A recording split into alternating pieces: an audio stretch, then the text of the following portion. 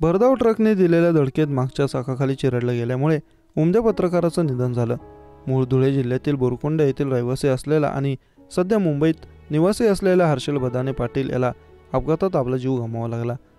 हर्षलच्या मृत्यूने बदाने कुटुंबावर दुःखाचा डोंगर कोसळला. त्याचप्रमाणे त्याच्यासोबत पत्रकारिता क्षेत्रात काम केलेले सहकारी, मित्रपरिवार, चाहता वर्ग आणि राजकीय नेत्यांनी हळहळ व्यक्त केली आहे.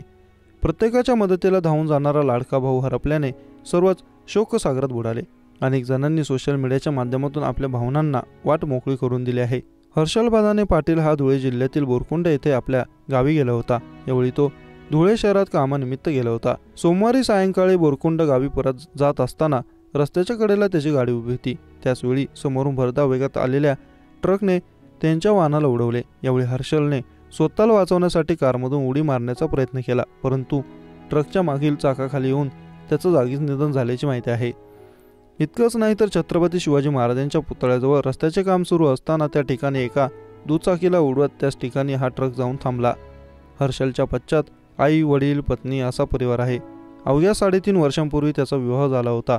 हर्षल धडपड्या स्वभावाचा होता. लहानशा गावातून येऊनही अल्पावधीत त्याने माध्यम क्षेत्रात मोठं नाव कमावलं होतं. सध्या टाइम्स नाऊ या वाहिनीसाठी कार्यरत होता. त्याआधी त्याने अनेक माध्यमांसाठी काम केलं आहे.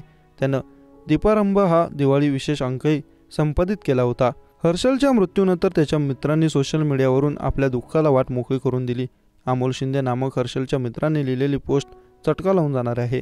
मित्रा, 2 दिवस सोबत होतो. किती विषय, किती प्लॅनिंग, किती गोष्टी ठरवल्या. आज दिवसभर सोबत होतो. सोबत बाईकवर होतो. तू मुंबई का नाही गेलास? आत्ताच परत. कार मागवली आपण. तिच्यात बसलो गप्पा मारत. नंतर तुला थांबवले का नाही आम्ही? तुला का जाऊ दिले? आपल्याला भविष्य का नाही दिसत? तुला जाऊच दिले नसते यार. तू निघाला मला भेटून. 15 मिनिटात तिकडून तुझी बातमी आली. गरताड बारीजवळ हर्षल बदाने पाटील दादांचा कारचा भाई, तू सदम्यात टाकले आम्हाला. तुझा हसतानाचा चेहरा हर्ट करतोय. सॉरी, मी नाही थांबलो. सिव्हिल हॉस्पिटलमध्ये तुला परत आणल्यावर तुला भेटायला माफ कर, अशा भावना अमोलने फेसबुकवरून पोस्टमध्ये लिहिल्या आहेत.